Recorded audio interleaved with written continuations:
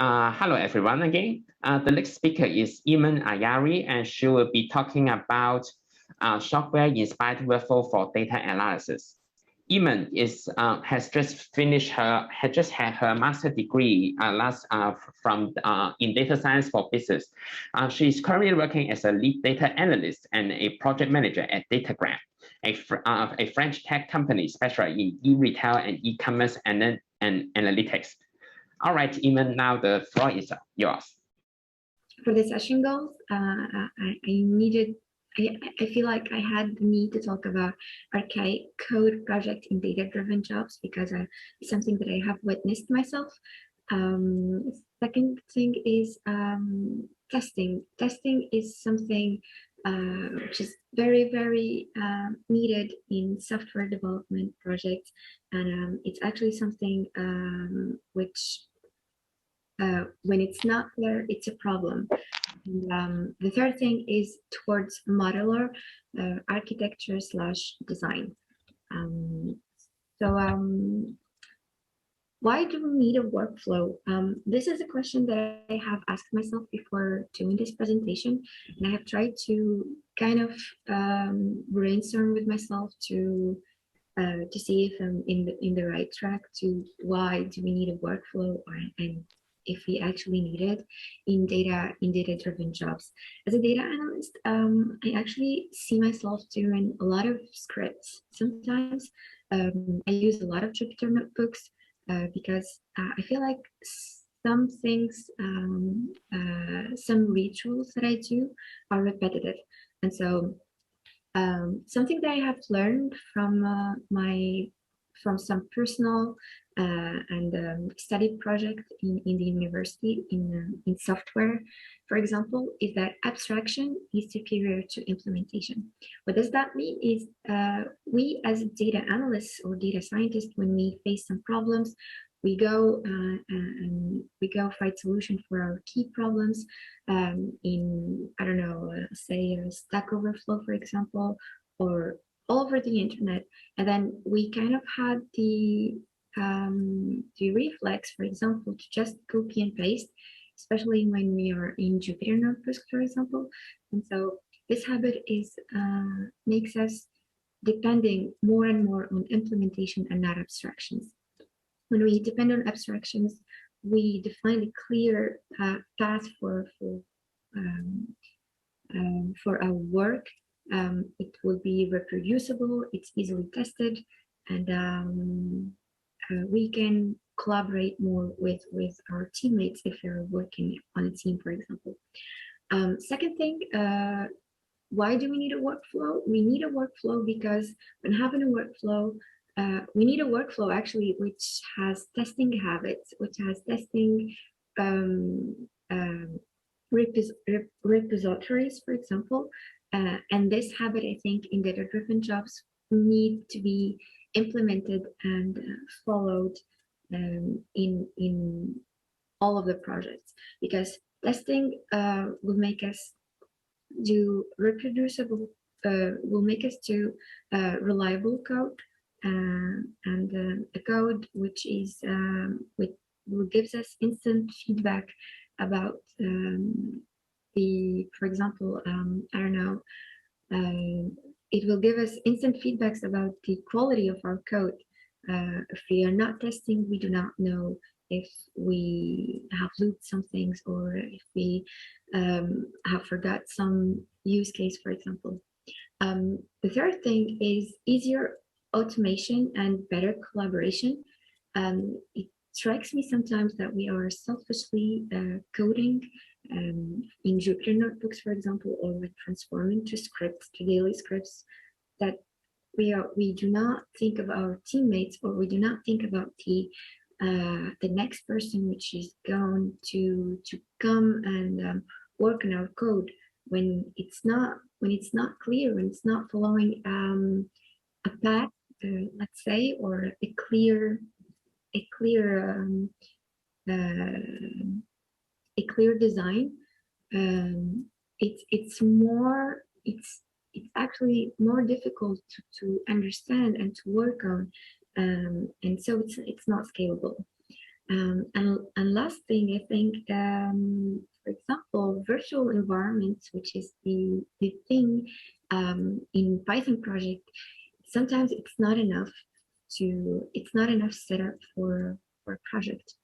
For example, when working with PyTorch locally on the CPU, PyTorch, we would, the software dev, for example, would think of creating a makefile.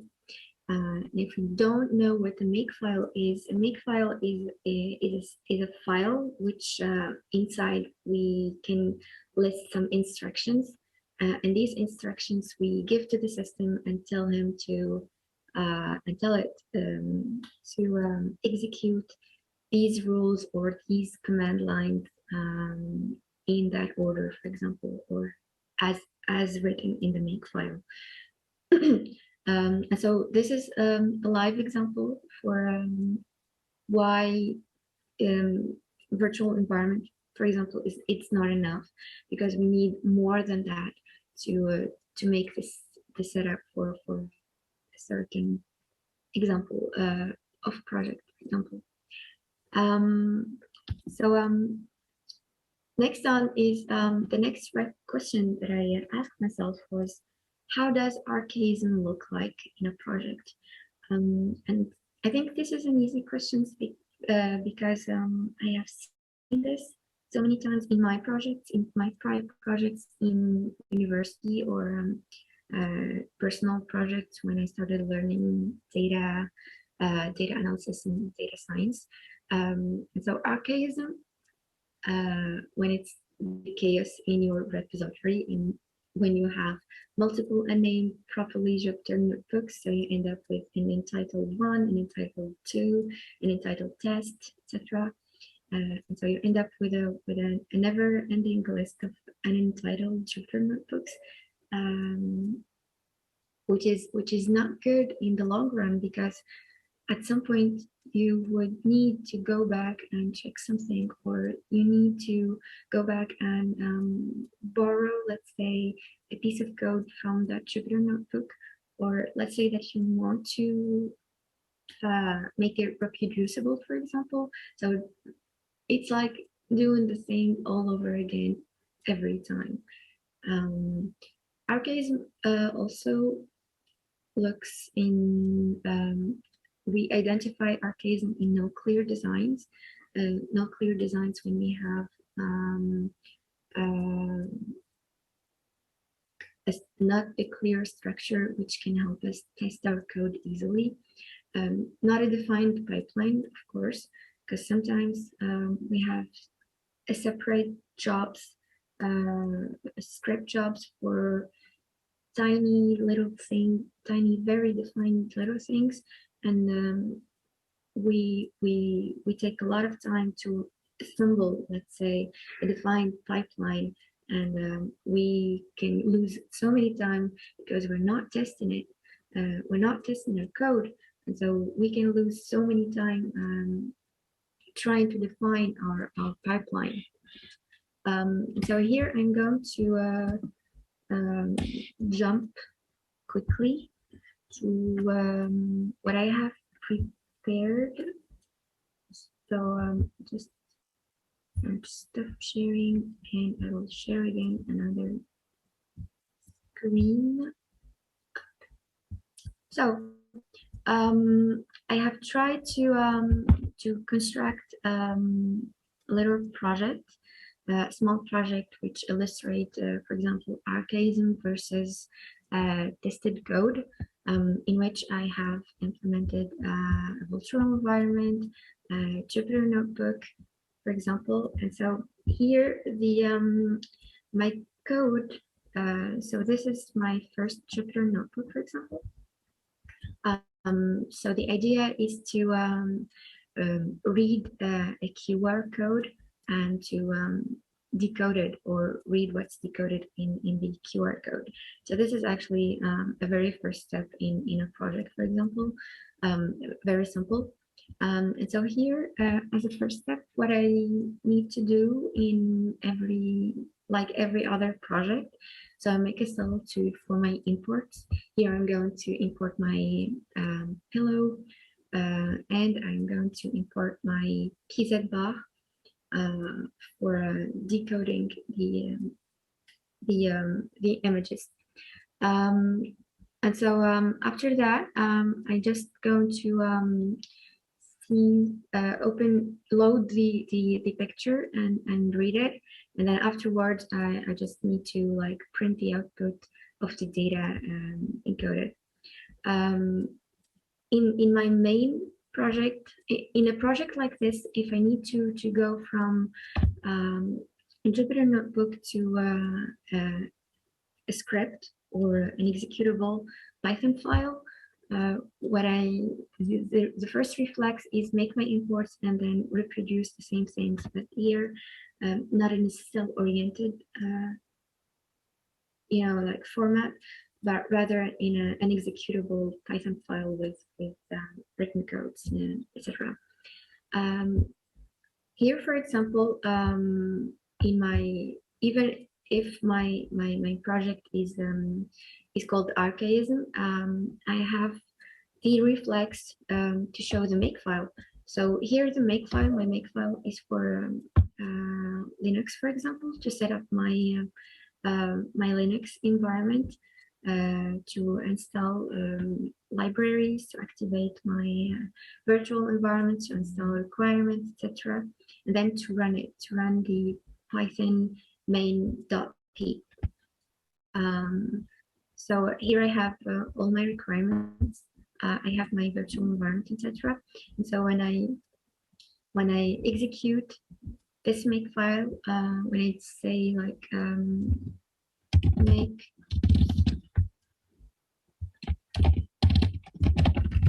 Linux here, just going to do this, and then I will be having everything which I need to be installed here as installed.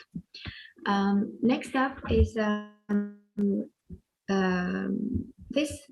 When we see archaism like this, it's not a good project. It's not a very appealing code.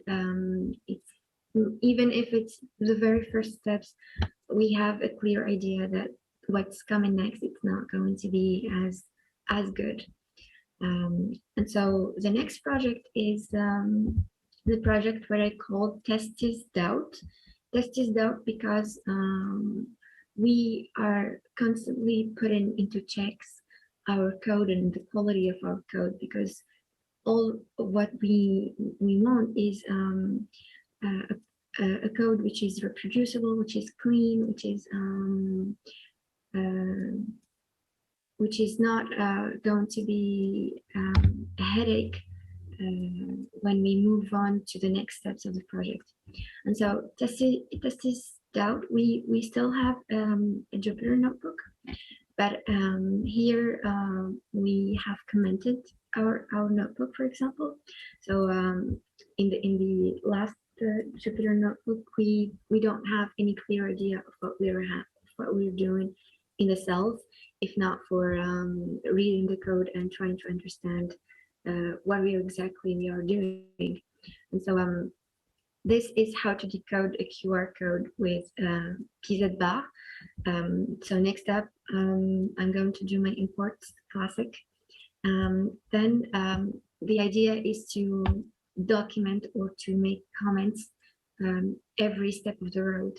And so here I'm uploading a locally stored image, which is my QR code right here. This is my QR code, which says PyData with a little smiley. And so after that, I'm going to read my output. I'm going to decode it, and when decoding it, we can see here that we have a list of objects with a lot of other information about the type, about the shape, etc.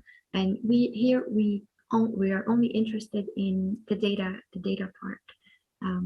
So another comment, of course, to specify what we need to do in the next step. And here we say that we want to work only with a value encoded in the QR code. And so when I execute this cell right here, it will just tell me PyData with a little smiley. Okay, cool.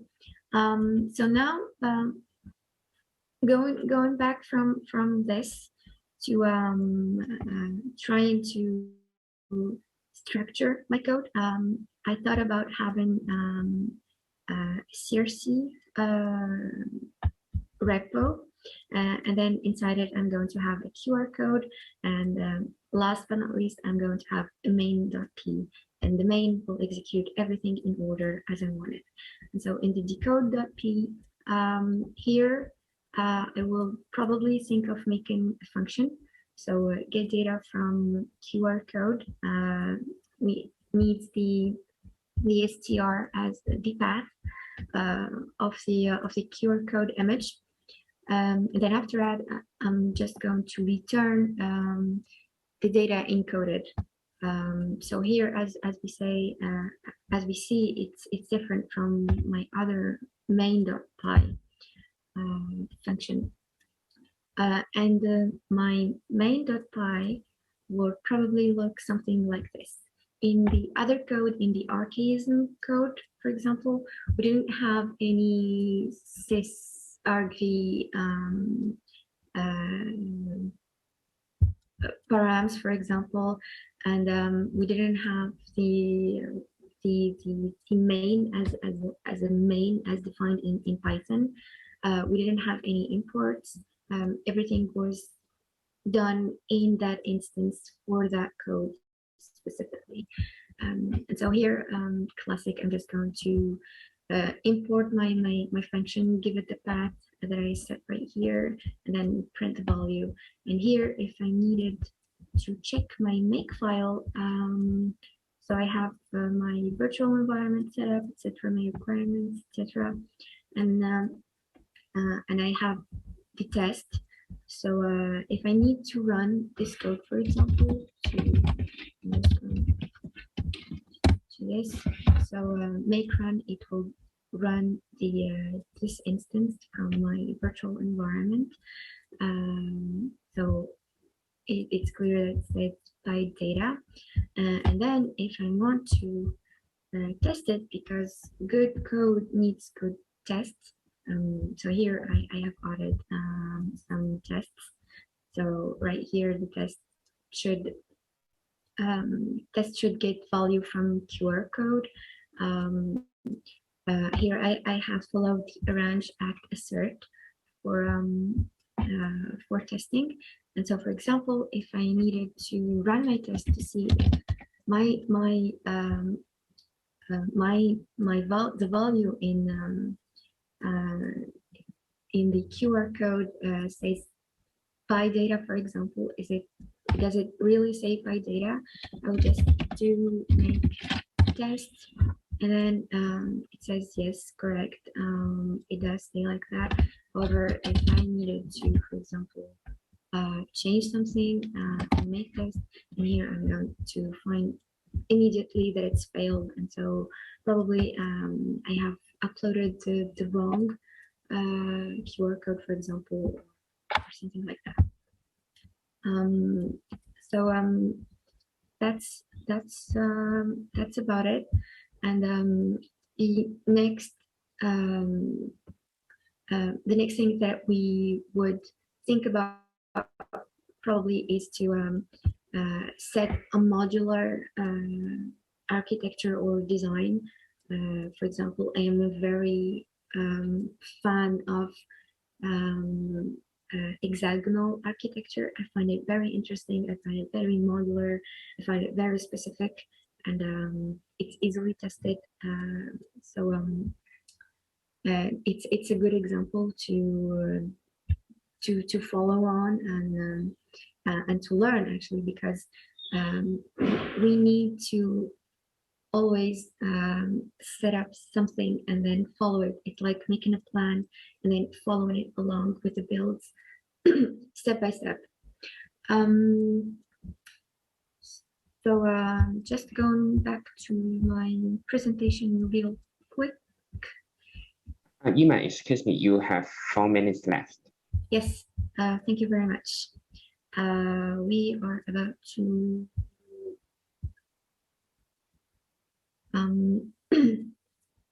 to get to the end of the presentation. Right here we talked about how does archaism look like, and then the testing is needed because we need to construct more robust and reliable code. And the last question is, what do I gain from a clear design pattern, which I have answered right now, I guess. It is better code, easier benchmark for my algorithms if I'm a data scientist and I work with a lot of algorithms, for example. Reliable code, for example, and scalability, reproducible code, etc. So that's about it for this presentation. Thank you very much for following along. And please, if you have any questions.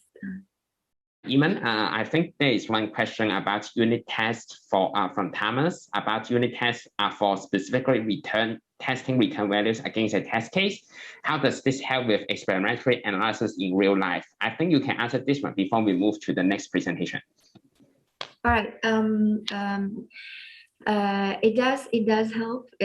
For example, if we are having large data sets and we are not, I don't know, if we want to make a mock out of that data set, for example, or if we want to test if our connection with the database for the external database is working, all the unit tests will help us do that.